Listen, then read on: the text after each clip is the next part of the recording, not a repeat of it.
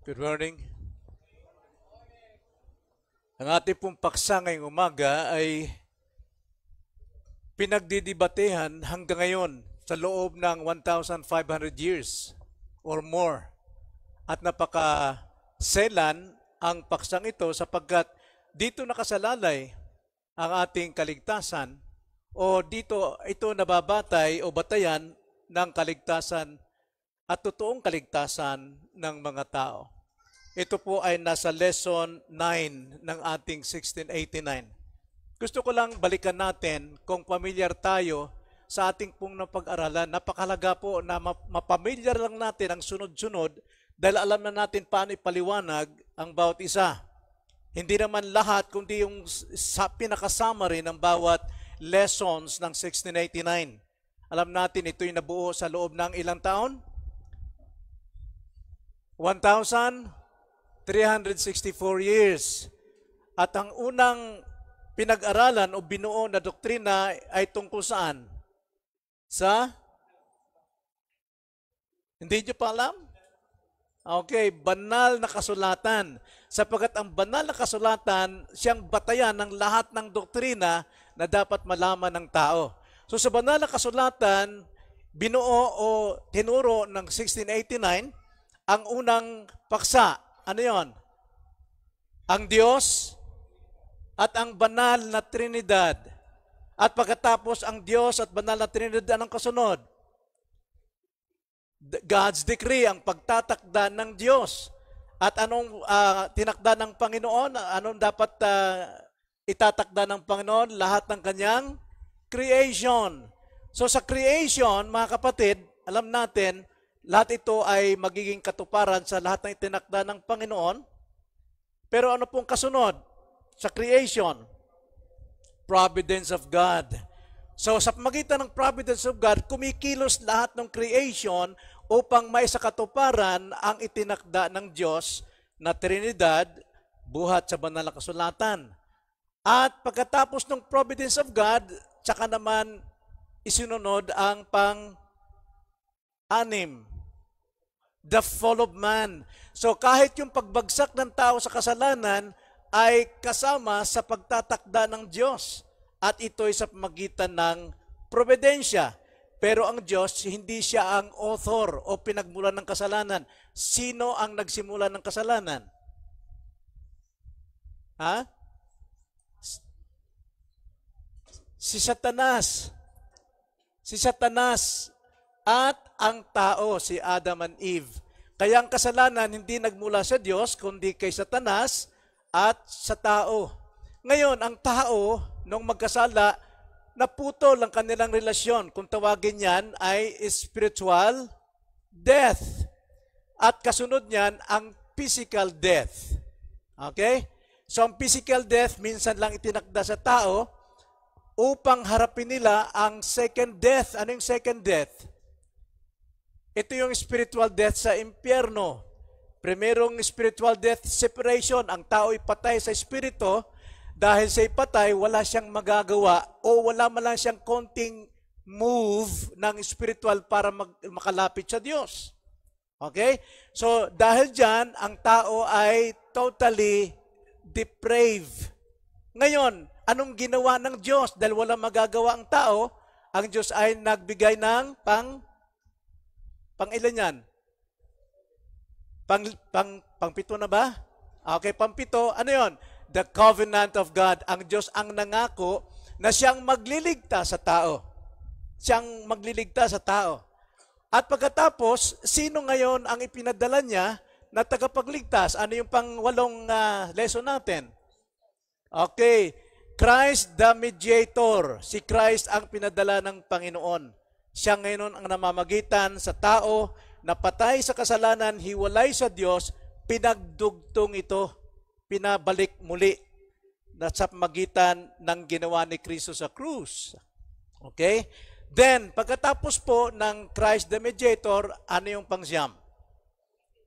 Okay, the will of God, the free will of man. The free will of man. Ito ngayon yung ating paksa. Gaya na sinabi ko, pinagdidibatihan ito mayroon ng 1,500 taon hanggang ngayon. Bakit po? Ang turo ng mga apostol, napakalinaw. Napakalinaw. Subalit, kumalat ang mga maling doktrina. Kaya nga, ang ating church fathers or apostolic fathers ay nagtayo ng mga councils upang ituwid ang lahat ng mga kamaliang ito sa panahong yon. At pagdating sa panahong yon, ay lumabas po si Pelagius, si Pelagio, sa Tagalog pa. Si Pelagius, siya yung nagpakalat ng maling doktrina na ang tao daw ay walang kasalanan. Hindi sila naniniwala sa total depravity of man. Ang kasalanan ni Adan ay sa kanya lang yon. Bakit daw tayo pupunta sa impyerno o sisihin sa kasalanan hindi naman natin nagawa? May katwiran, di ba? Si Pelagius, bakit tayo sisisihin ng Diyos doon sa kasalanang hindi naman tayong gumawa? Kaya hindi sila naniniwala, itong Pelagius na ito, kung tawagin niyan Pelagianism, hindi naniniwala ng total depravity, yung buong pagkakasala ng tao. Kaya nga, ang sabi pa niya, ang tao ay may malayang kalooban. Okay? So, si Adan, nilikha siya, siyang nagkasala. Pero bawat tao, nilikha ng Diyos ng panibagong espiritu, ng kaluluwa. Yun ang paniwala ng mga Pelagianism. Kaya ang tao ngayon ay wala pong koneksyon doon sa kasalanan ni Adan, kaya hindi tayo pwedeng madala sa impyerno dahil sa dahil sa kasalanan ni Adan. Ang tao ngayon may kalayaan sa kanyang sarili kung siya'y susunod kay Adan o siya'y pupunta kay Kristo. Kaya ang kaligtasan ngayon nababatay sa will ng tao, sa desisyon ng tao, sariling kalayaan ng tao.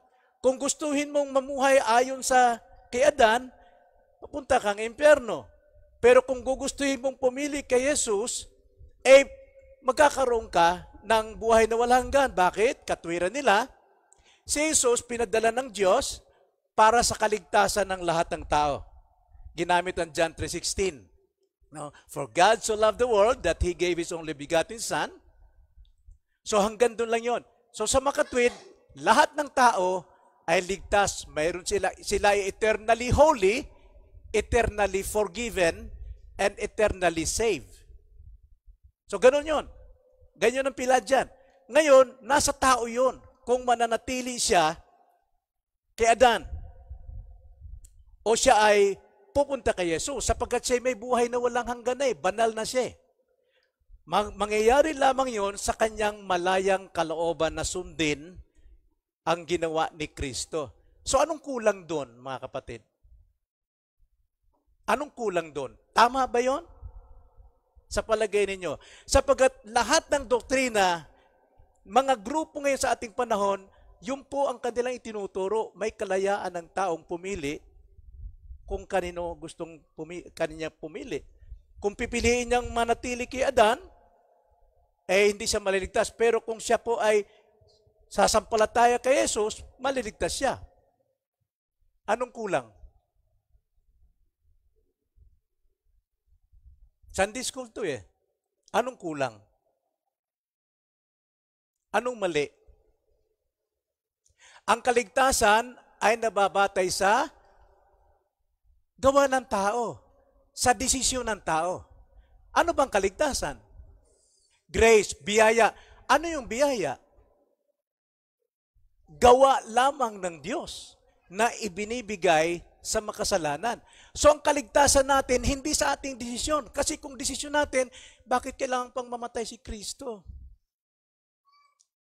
So ang kulang doon, ang tao ay basically good siya. Wala siyang sariling kasalanan. Kaya hindi tayo mapupunta, sabi nila, hindi mapupunta sa impyerno dahil sa kasalanan ni Adan.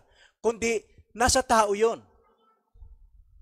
Ngayon, ang totoong kapahamakan ng tao na mapupunta sa impyerno, yung hindi tumanggap kay Jesus. Asang Biblia yun? Saan? Sa text yun? Biblical yun. John 3:18. ang sumasampalatay kay Jesus ay may buhay na walang hanggan. Ngunit ang hindi sumasampalatay kay Jesus, hinatulan na. So therefore, judged na siya. Condemned already. Kaya, kailangan mong sumampalatay kay Jesus sapagkat totoo, si Jesus namatay na para sa iyo.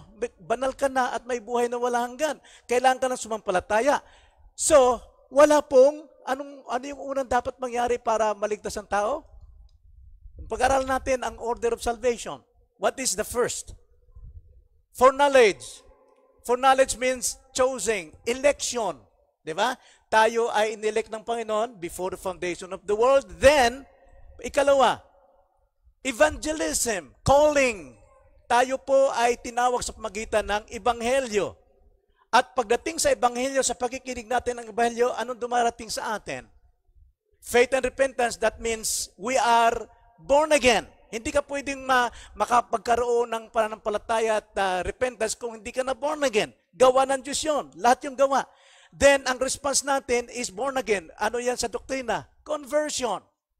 So, we live by faith and repentance. Dahil tayo po'y nakarepent na sa ating kasalanan, nakilala natin si Jesus, we believe in Christ, ano sunod? Justification. Tayo ay legally winala ng kasalanan ng Diyos. So therefore, tinanggap tayo bilang anak. Anong doktrina na yun? Adoption. Then, anong kasunod sa adoption? Dahil ikaw ay anak, dapat kang humiwalay sa gawa ng mundo to be holy. Anong sunod nun? Sanctification. Ano yung sanctification? Mayroon tayong positional sanctification at saka progressive sanctification. Ginagawa natin. Dahil tayo'y buhay na, ligtas na, gagawin natin ang pagpapakabanal. Ano ibig sabihin ng pagpapakabanal? To separate from what? From the system of the world. Habang tayo po'y nasiseparate, lumalayo tayo sa gawa ng sanlibutan, we become more holy. Sapagkat yung standard ng Panginoon, be holy for I am holy. Hindi ibig sabihin, mawawalan ka ng kasalanan. No. You have that nature, yung sin, yung inward sin, yung indwelling sin. Pero hindi tayo naging banal na parang santong ganon. Hindi ibig sabihin ng banal, tayo ay habang nag-aaral tayo ng salita ng Diyos, lalo tayong nalalayo sa sanlibutan, kaya tayo nagiging more banal. Pero hindi ibig sabihin wala tayong kasalanan at hindi tayo nagkakasala. Nagkakasala pa rin tayo. Sapagkat 1 John 1:8, ang sino man nagsasabing wala siyang kasalanan, wala siyang remaining sin, sinungaling siya sa kanyang sarili at wala sa kanyang katotohanan. Verse 10, kung sinasabi natin hindi tayo nagkakasala, meaning separate na tayo sa mundo, we become holy, pero still nagkakasala tayo. Sapagkat kung hindi natin inaamin na tayo nagkakasala, we make God a liar. See? Yung kabanalan po, yung paghiwalay natin sa sistema ng mundo. Hindi po yung pagiging, wala na tayong kasalanan, perfect. No, hindi pa tayo magiging perfect. Pag perfect na tayo sa glorification, ang sunod sanctification, glorification. So yun po yung aral ng Pelagian. Okay? Nasa tao ang desisyon. Kaya nga, ang sumunod dyan ay tinatawag na semi-Pelagian na higit na mandaraya. Sapagkat tinatanggap nila na ang tao ay nabahiran talaga ng kasalanan. Pero mayroon siyang sariling kalooban kung gustuhin niyang manatili kay Adan, nasa kanya yun. At kung gusto niyang manatili kay Jesus, nasa kanya rin yun. So, ang batayan ng kaligtasan ay kanyang desisyon. Yung kanyang sariling desisyon. Yung kanyang free will. Now, kasunod ng semi-Pelagian, ay ito'y pinaglaban ni Augustine, the father of Reformation. Remember? Pinaglaban ito ni Augustine sa mahabang panahon. Talo si Pelagian. Siya po ay na-excom kasi pari ito si Pelagius Na-excom siya. Pero marami na siyang nakuhang tagasunod ni Pelagius. Marami na. Kahit sa atin ngayon. Lahat po ng mga grupo ng mananampalataya, yun ang kanilang hawak. Kaiba po pagdating sa Reform. Baptist. Na nangahawak ng 1689. Kasi nandito tayo sa linya ng particular believers. Lahat po niyang kasunod niyan ay general. Even kahit yung mga Pentecostals, charismatic, born again, Armenian po yun. So pagkatapos po ni Pelagius at si May Pelagian, pumasok na po yung Armenians. Ang Armenians, naniniwala sila ng tao'y depraved, pero mayroon pa rin siyang kapangyarihan na magligtas ng kanyang sarili. Nasa kanya pa rin ang... Kaya masyadong mapandaya na habang lumalaon. Kay Pelagius, kilala agad ang teachings ni Pelagius eh.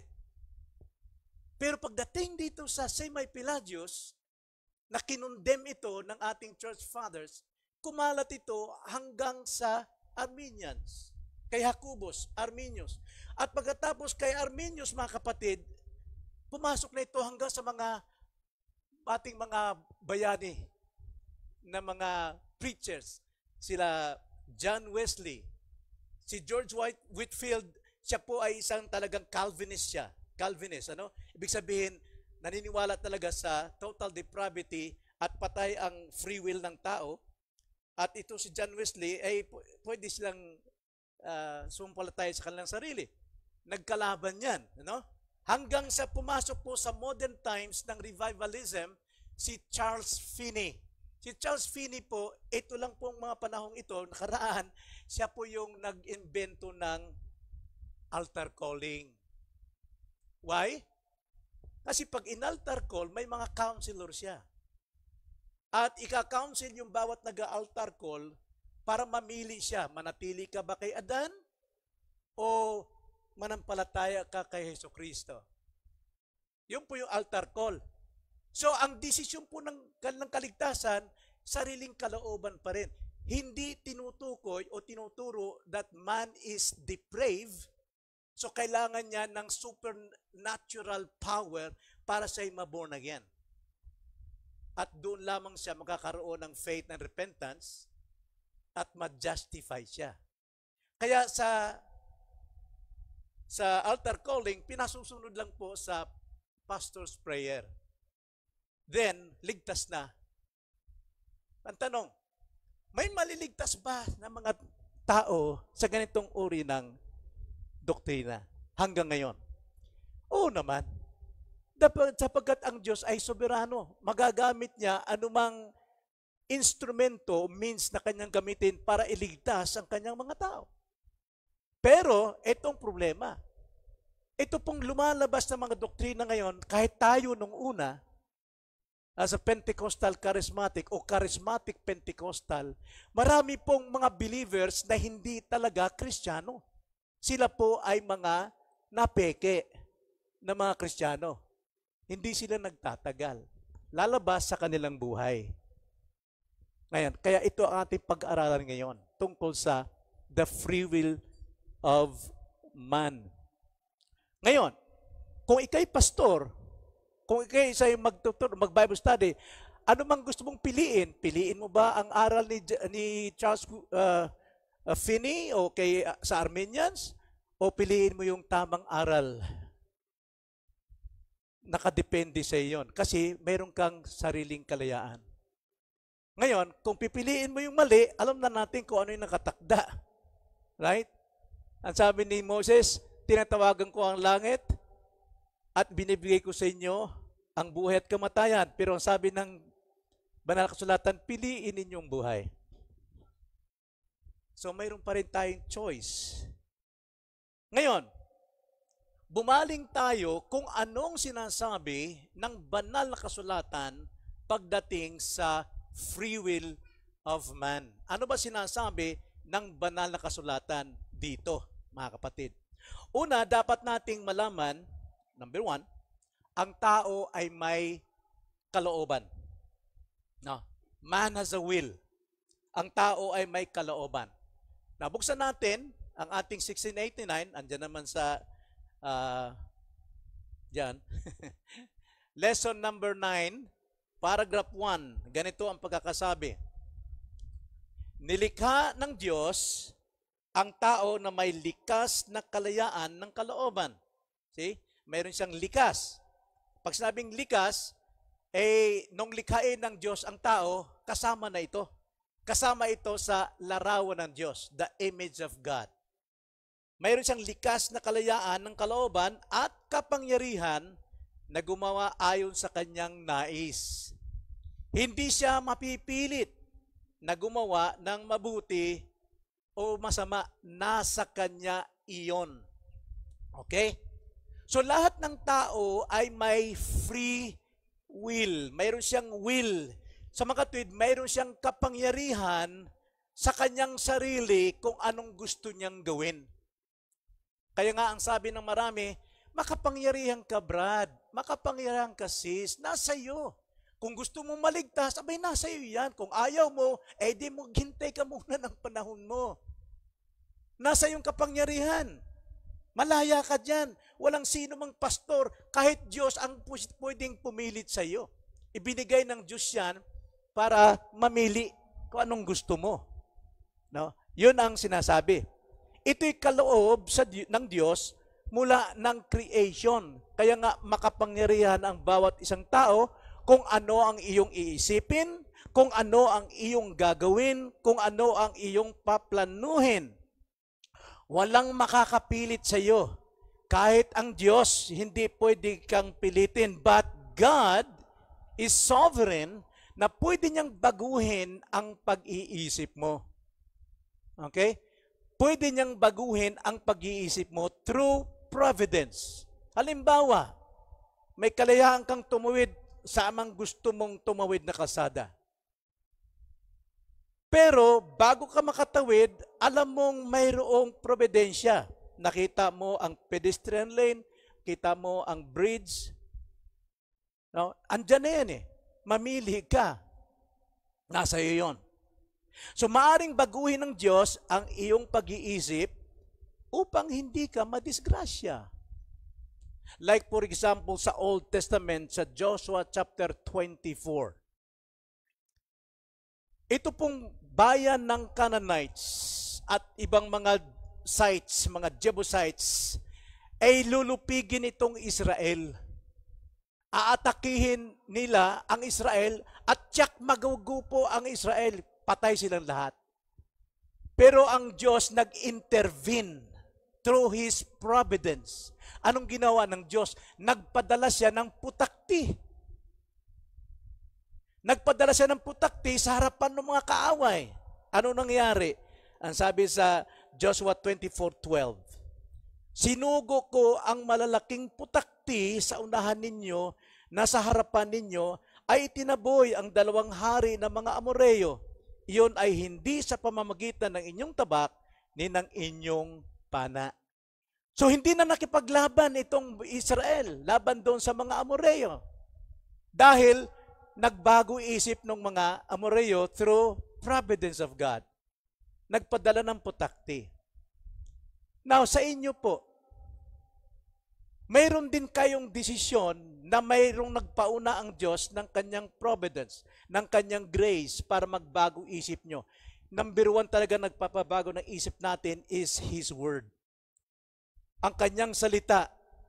Psalms 119 verse 11, Thy word have I hid in my heart that I might not sin against you. So tayo po'y may salita ng Diyos na kasulat sa ating konsyensya na siyang mag-guide sa atin ng ating desisyon. Kaya minsan sasabihin mo, naku, buti na lamang hindi ko ginawa yun. Ang ganda-ganda ng kanyang presentation, pero hindi ko ginawa dahil mayroong pumipigay sa akin dito. Yung pala, peke pala yun. Nakita niyo? Pwedeng baguhin ng Diyos ang isip mo through His providence. Pero hindi ka pipilitin sa iyong kalooban. So ang Diyos ay nagbibigay ng gabay. Basahin natin Deuteronomy 30:19. Tingnan nyo. Gaya ng sinabi ko kanina.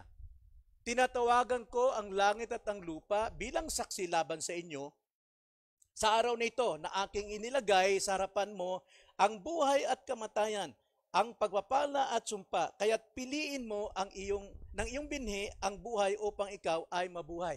Ano sinasabi diyan? Nagbibigay po ng gabay sa atin para magbagong ating isipan sa pamagitan ng kanyang salita. Right? Mag-asawa ka, mayaman, mabait, pero unbeliever. Pero dahil ang ating will ay free, maaari nating piliin kahit suwayin natin ang Diyos. Pero ano itinakda dyan? Gulo lang kayo. Maaaring mawala ka pa sa pananampalataya pagdating ng panahon. Katuwiran mo, dadalhin ko naman sa church eh. Hindi yun ang paraan ng Diyos. Ang paraan ng Diyos, iwasan mo. Diba? Magkakaroon ka pa ng problema para dalhin yun, pilitin mo. Tapos siya pa, hypocrites pala. So, hayaan natin ang paraan ng Diyos ang siya magligtas sa Kanya. So, nagbibigay ang Diyos ng malinaw na gabay sa atin. Kaya nga, kung tayo po ay nagdidesisyon na nagkakamali tayo, napasok tayo sa mali o sa kasalanan, huwag nating sisihin ng Diyos. Sapagkat hindi Diyos ang nagpilit sa iyo para magdesisyon ng gusto mo. James 1:14. Anong sinabi ng James 1:14? Ang tao ay nadadala ng kanyang, natutokso dahil sa kanyang pagnanasa. It is your own desire. It is your own lusts. Kaya ikaw nagkakasala. Hindi ang Diyos. Huwag nating sabihin. Ang sabi nga, basahin ko lang maigi. Ngunit ang bawat tao ay natutokso ng sarili niyang pagnanasa kapag siya ay nahihila at naaakit nito. Pero ang Diyos hindi nagkukulang sa atin. Kaya sa providensya ng Diyos, nagdi-decide tayo what is wrong and what is right. Si Pablo, dahil hindi niya alam ang katotohanan, bulag pa siya, patay pa siya, hiwalay siya sa Diyos. Siya po ay talagang grabe, kriminal siya. Kriminal, as if hindi naman siya ang pumapatay, pero siya nagpapahintulot para bugbugin, patayin mga kabataan, mga matatanda, pinabibilanggo, at sa kanya mismong harapan, pinatay itong si Esteban, na hawak pa niya ang mga baro ng mga bumabato. Pero nung siya po'y kinatagpo ng Diyos, ang sabi niya sa, 1 Corinthians 9:16, ito yung katulad ni Pablo nung siya po ay kinatagpo ng Panginoon. Ang sabi niya, sapagkat kung ipinangangaral ko ang Ebanghelyo, ay wala akong dahilan upang magmalaki, sapagkat ang katungkulan ay inatang sa akin. Kahabag-habag ako kung hindi ko ipangaral ang Ebanghelyo. May nagbago kay Pablo. Anong nakapagbago sa kanya? Salita ng Diyos. Yung personal encounter niya sa Panginoon. Now, hindi tayo nagkaroon ng personal encounter with the physical Jesus Christ, pero tayo po'y nagkakaroon ng personal encounter through His Word. Sa pangangaral, nagigising tayo, nababago ang isip natin. Yun po ang kapangyarihan ng Diyos. Ang free will at ang responsibility, hindi yan pwedeng magkahiwalay. Laging magkasama yan. Free will and responsibility. Kaya nga mag-ingat po tayo, lalo na sa atin nga mahihilig magmarites. Mahilig na magkwento ng taong wala sa inyong harapan at sisiraan ninyo. Sisiraan natin, kakantsawan natin. May nakatakda yan. Mag-ingat tayo sa bibitawan nating salita. Matthew 12:36. Madalas ko itong kino-quote. Ang sabi sa Matthew 12 verse 36. Subalit sinasabi ko sa inyo na sa araw ng paghuhukom ay pananugatan ng mga tao ang bawat salita na binigkas na walang ingat. See? Walang ingat. Sapagkat sa pamamagitan ng inyong mga salita ay pawawalang sala ka at sa pamamagitan ng inyong salita ay mahahatulan ka. Kaya mapapansin nyo, kapag lumapit ako sa inyo at narinig ko mayroon kayong pinag-usapan, sinasabi ko, tigilan nyo yan. Mayroon tayong ginagawa niyan. Kasi pananugatan mo yun eh. Kasi yung ating free will at responsibilities, hindi pwedeng magkahiwalay yan. mayroon tayong power of decision, pero ang power of decision natin dapat nakasentro sa faith and repentance. Faith, believing, and repentance, renewing of our mind. Pagbabago ng isip. Turn away. Bumalik tayo sa dapat. So ang pagsisisi po ay ang pagbabalik isip. No? Papunta ka halimbawa Makati, sa kalagitnaan ng iyong daan, naisip mo, ay hindi pala ako sa Makati papunta. Dito pala ako sa Bulacan. Magbabago ka ng isip. Romans 12:2. Do not be conformed to the pattern of this world, but by renewing of your mind. Pagbabago ng isip. Sapagkat ito ang mahalaga. Kaya nga, maging sa ating pong desisyon, laging may panawagan ng Diyos. Faith and repentance. Gaya ng sinasabi sa Evangelism, Revelation 22 verse 17, ganito ang pagkakasabi. Ang espiritu at ang babaeng kakasal ay nagsasabi, halika. At ang nakikinig ay magsabi, halika. At ang nauuhaw ay pumarito, ang mga may ibig ay kumuha ng tubig ng buhay ng walang bayad. Ito po yung evangelism, ito yung paraan, ito yung paglalarawan ng pangangaral. Ang pangangaral natin, hindi lang para tayo mag-inject ng karunungan sa mga tao, but calling them to Christ. Kaya ang pangangaral natin, ang layunin, ay mas ligtas ang mga hindi mananampalataya at tumibay, maging banal ang mga mananampalataya. Yun po layunin. Hindi po layunin mga preacher, basta lang magbigay, magpakita lang na marunong siya mangaral. Mayroon pong dakilang layunin. Panawagan po ito. Kaya nga, ang pag-reject po kay Christ, yan po yung kasalanan. Sa Armenians, kaya nga panampalataya mo si Kristo kasi totoo niyan, niligtas ka na. Tapos na yung kamatayan ni Kristo. May buhay na walang hanggang ka na, banal ka na. So para mangyari sa iyan, sumampalataya kay Kristo. Paano siya makasampalataya? Ang sabi sa Ephesians 2:1, patay siya sa kasalanan. Kailangan mo na ang Diyos ang gagawa sa kanya. Yun ang grace. Hindi grace yun. Kaya nangyari sa Armenians, naniniwala sila sa grace, but you have to do. Kailangan gawin mo ang iyong parte.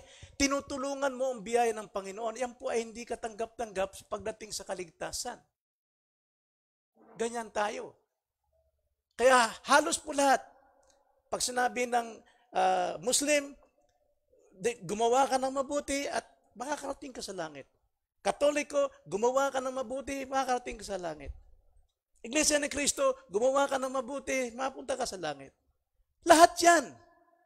Kahit turo din sa mga born-again Christians, ganun ang ginagawa. They believe in the grace of God, pero hindi nila tinatalakay yung pagiging depraved ng tao, na walang taong patay sa Espiritu na makakagawa ng isang hakbang para siya pa'y makalapit sa Diyos. Kailangan ng Diyos ang unang gumawa dyan sa Kanya. Then, ikalawang bahagi ay ang kalooban ng tao ay hindi neutral. The free will of man is not neutral. Paragraph 2 sa ating 1689. Ganito ang sabi. Sa orihinal na kabanalan ng tao. So nakita niyo yung kabanalan, hindi dahil sa may halo siya, no? Kabanalan means separate from the sin, separate from the system of the world. Sa orihinal na kabanalan ng tao, siya ay may kalayaan at kapangyarihan na loobin at gawin ang mabuti at kalugod-lugod sa Diyos. Ngunit yamang hindi matatag ay maaari siyang mahulog sa kasalanan. Na bakit po hindi matatag? Hindi pa full blown yung yung gospel no? Hindi tulad sa atin, nasa atin yung salita ni Kristo. So hindi pa po talaga namumukadkad ang gospel doon. Kundi yung salita lang ng Diyos kay Adan, huwag mong kakainin ng bunga ng punong kahoy na bibigay ng kaalaman ng mabuti at masama. Sa oras ng yon na inyong kinain, kayo'y mamamatay. Yung pa lamang yung utos doon Kaya yung may free will si Adan, pero mahina pa. pwede pa siyang magkasala at nagkasala nga. So yan ang sinabi ng paragraph 2. So makikita natin, may kalayaan ang tao, so hindi siya neutral. Pag neutral kasi, alam niyo pagka halimbawa kayo driver at palusong kayo, tapos mag-neutral kayo ng kambyo, ano mangyayari po? Mamimreno ka. Habang mamimreno, kung tagaytay ka sa may kapinpin, na maraming disgrasya ngayon doon, mag-aapo yung breno mo, pero wasak ka. Hindi ganun ang kalooban ng tao na pagsabing sunod-sunuran kung saan sa kaliwa, sa kanan, hindi. Meron siyang sariling kalooban kung saan niya gugustuhin. So, man's will is not neutral na o sunod-sunuran. Ang kalooban ng tao ay mayroong desisyon sa kanyang sarili kung ano ang gagawin. Hindi ganun ang Diyos eh. Ang Diyos ay wala pong free will. Ang Diyos ay walang free will para gumawa ng evil, para gumawa ng kasinungalingan, para gumawa ng kasalanan. Sapagkat kung ang Diyos po ay may free will, kung anong gusto niyang gagawin niyang kasalanan, masisira ang kanyang kabanalan. Hindi siya magiging Diyos. James 1:13, ganito sabi, huwag sabihin ng sino mang kapag siya ay tinutokso, ako'y tinutokso ng Diyos, sapagkat ang Diyos ay hindi natutokso ng masama. Wala siyang free will na maring matukso ng masama at hindi rin siya nanunukso sa sinuman. Titus 1:2, sa pag-asa sa buhay na walang hanggan, bago pa nagsimula ang mga panahon, ito ay ipinangako ng Diyos na hindi nagsisinungaling. So wala pong free will ang Panginoon para magsinungaling at kanyang dayain ang sinumang tao. Wala siyang free will sa kanyang pagka-Diyos. He remains God.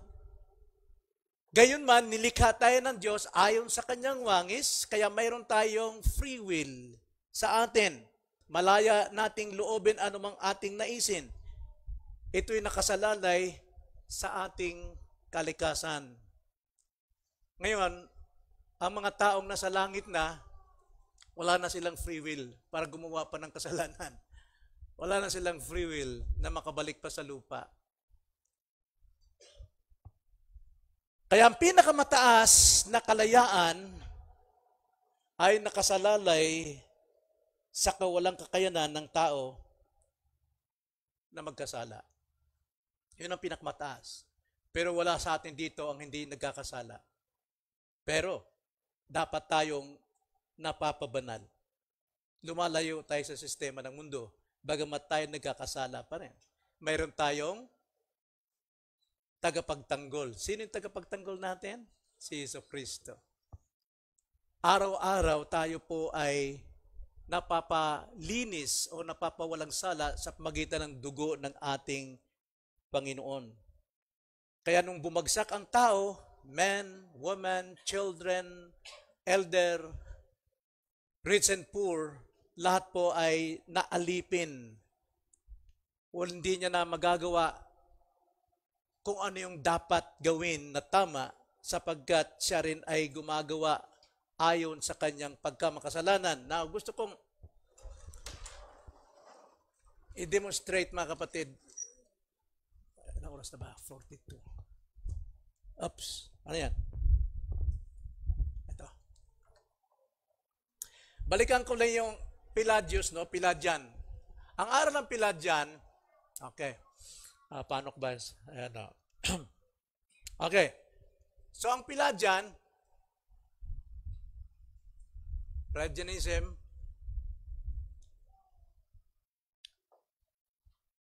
si Adan at si Eva, sila'y nagkasala.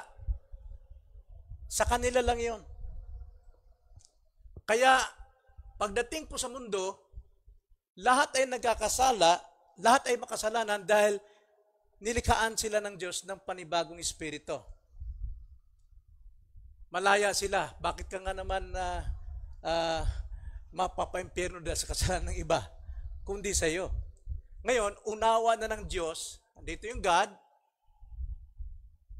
unawa ng Diyos ng tao talaga ay nagkakasala. Pero ang number one makapagpapunta sa kanila sa hell, yung tinatawag nilang John 3:18. Pag tinanggihan mo si Kristo. See? So, ang tao hindi pwedeng mamamatay sa impyerno dahil sa kasalanan ni Eva. Sila'y binigyan ng Diyos ng sarili nilang kaluluwa at may kalayaan sila. Kaya, kung ang tao ay babalik kay Adan, mapupunta siya sa hell. Pero kung ang tao ay pupunta kay Christ, maliligtas sila. Pero kung tatanggi sila, hell din sila. Okay? So, yun ang kanilang paraan dyan. Ngayon, sa atin naman dito, pagdating sa ang kaluluwa ay hindi neutral. No? Noong tao ay isinilang, makasalanan siya. So, halimbawa, ito, sige. Aquarium, ano? Madalas ko na itong pinudrawing sa ating palagi. Aquarium, may tubig dyan. Ang isda,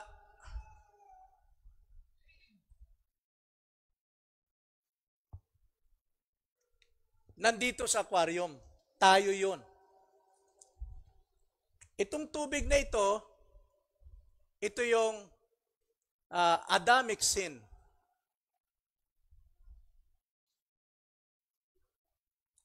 Kaya ang tao, nung siya magkasala, ang kanyang nature, makasalanan, at siya ay nakalublob, ang daigdig niya ay nasa Adamic sin.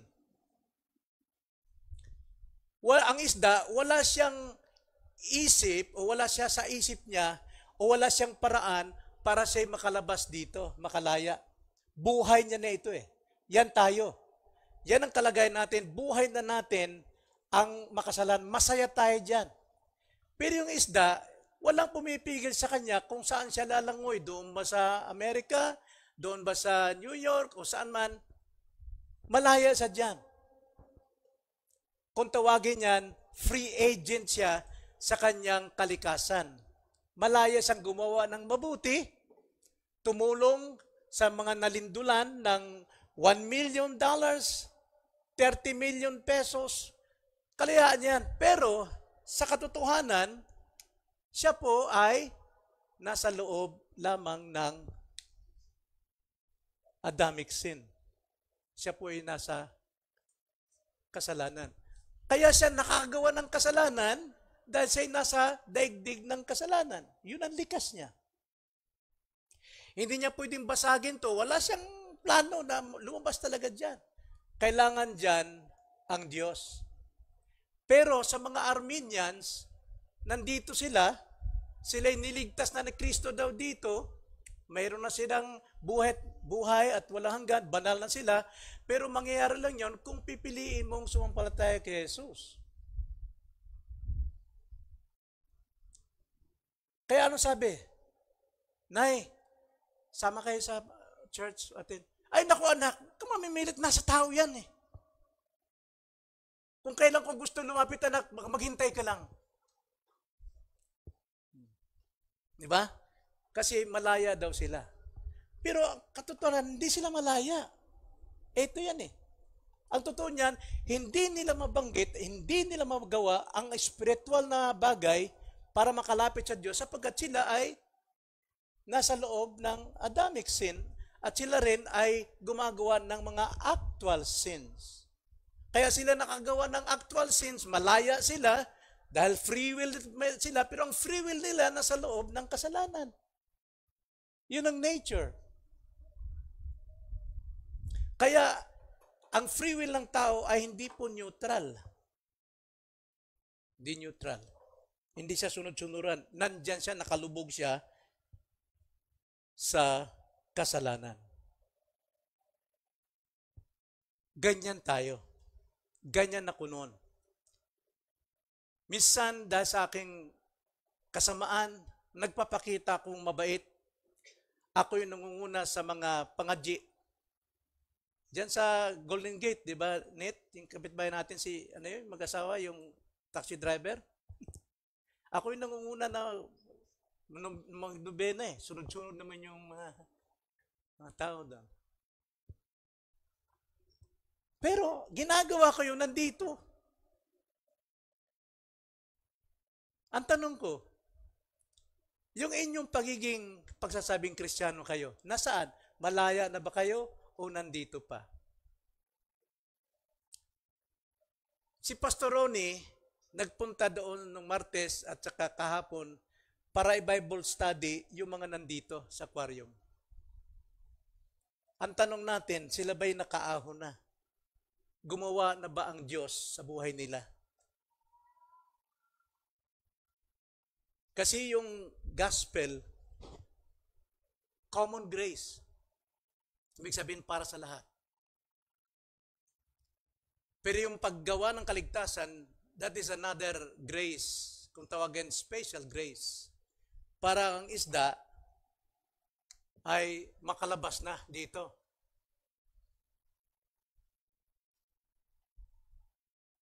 Katawa na siya. Pero, tanda natin, may kaliskis pa rin yan. Malaya na siyang sumamba sa Diyos, malaya na siyang magpakabanal, malaya na siyang gumawa ng katwiran, pero may kalooban pa rin siyang gumawa ng kasalanan.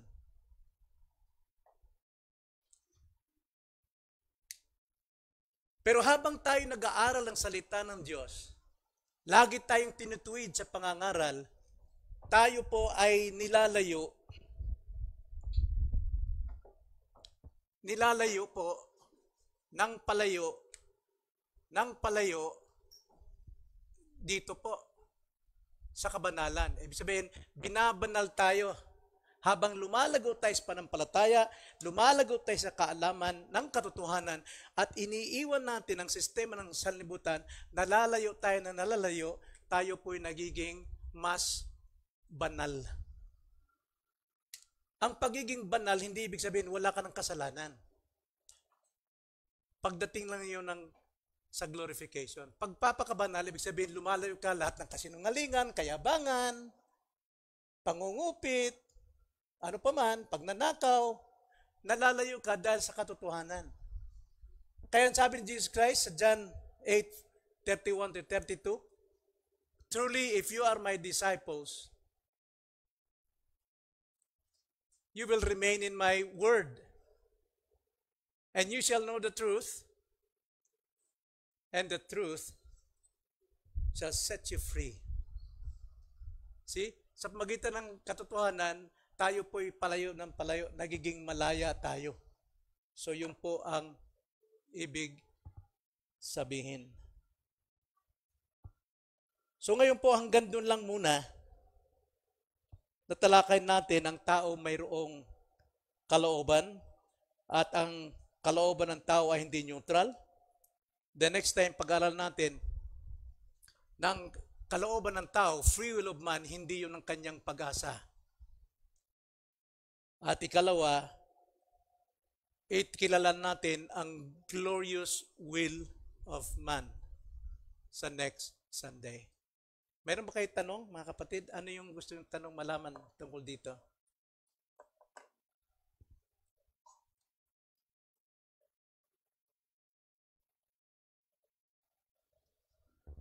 Meron kayong gustong itanong? Naunawaan ba?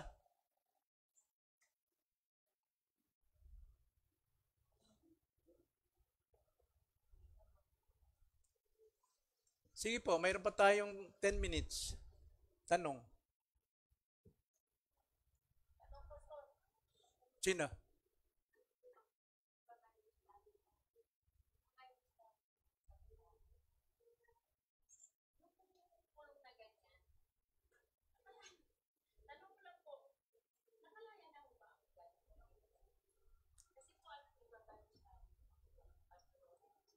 Okay. Nakalaya ka na ba? Actually, hindi yung Bible study ang magpapalaya sa iyo dyan. kundi si Kristo magpapalaya sa iyo sa pamagitan ng Bible study. Okay?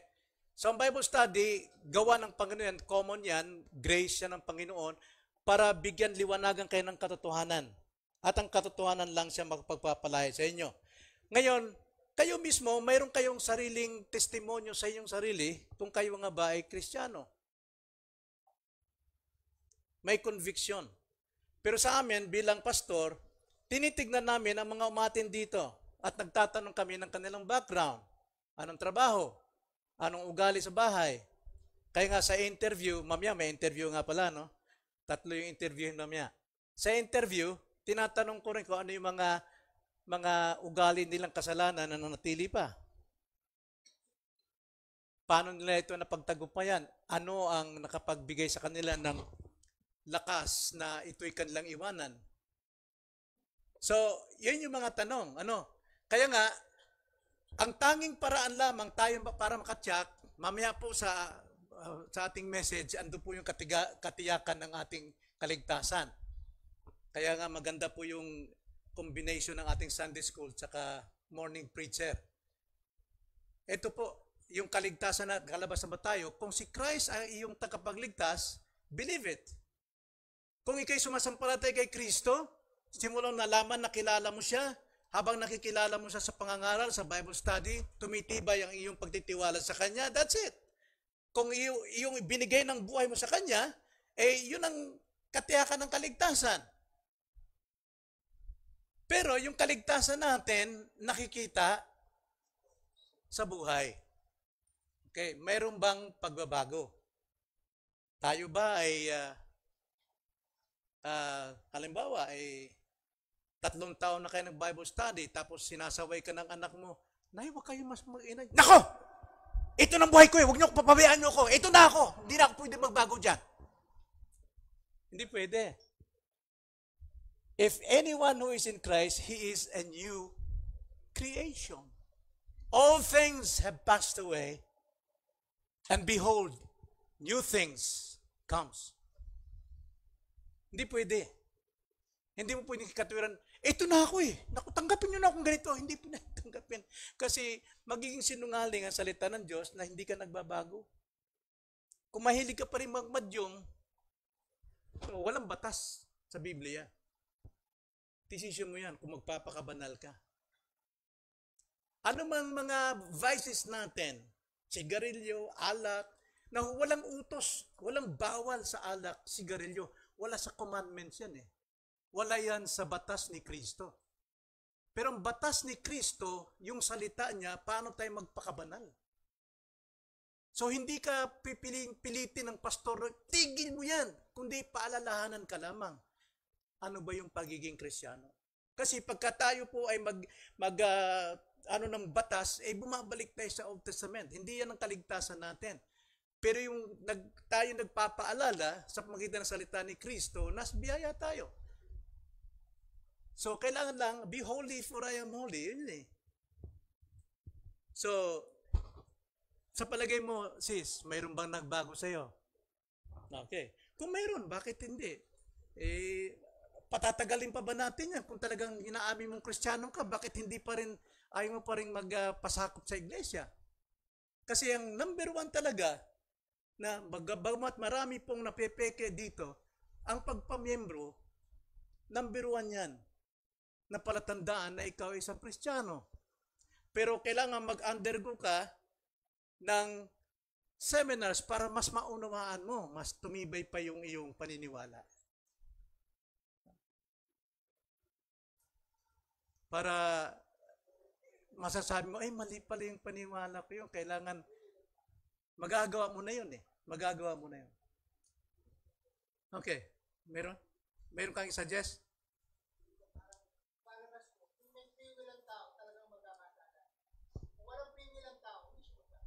Totoo yan. Diyos na tayo. Manatili, basta kung Kristiyano, hindi na ako.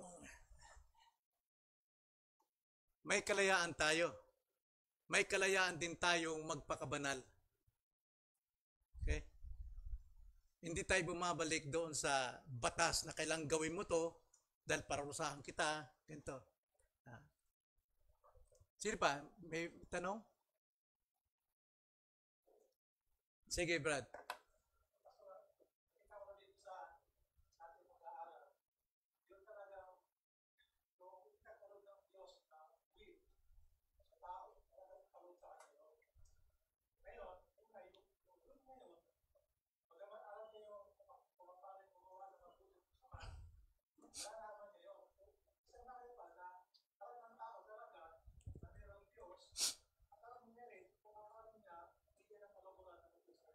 Mm.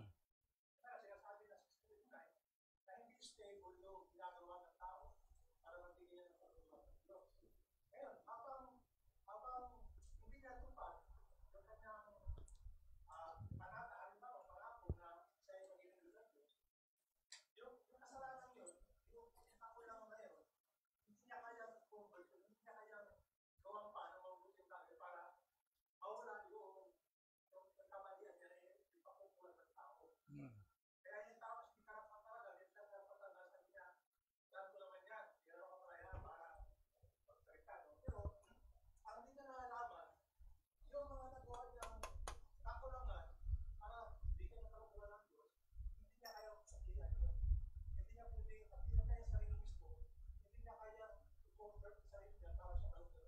Mm.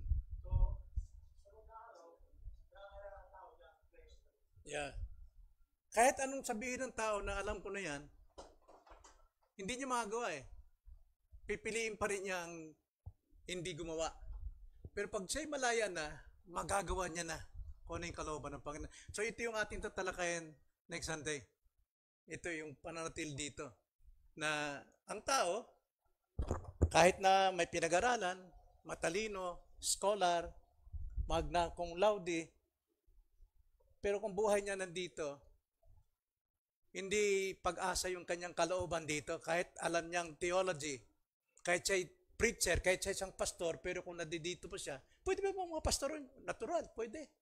Kasi nadadaya sa kanyang sarili.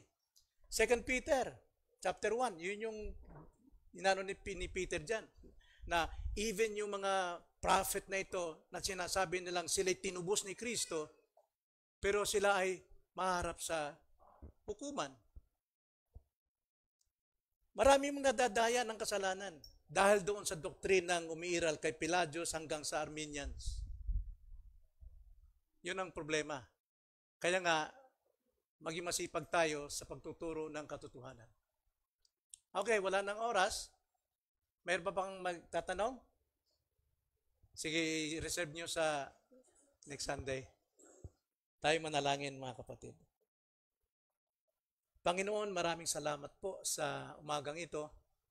Sa kaunting kaalaman ng iyong pong banal na salita, sa gabay ng banal na Espiritu, nabigyan kami ng liwanag ng katotohanan, ay sapat para sa amin, Panginoon, na kami makalaya sa mga kamalian na amin pong kinalalagyan at maaring tinatahak pa sa kasalukuyan.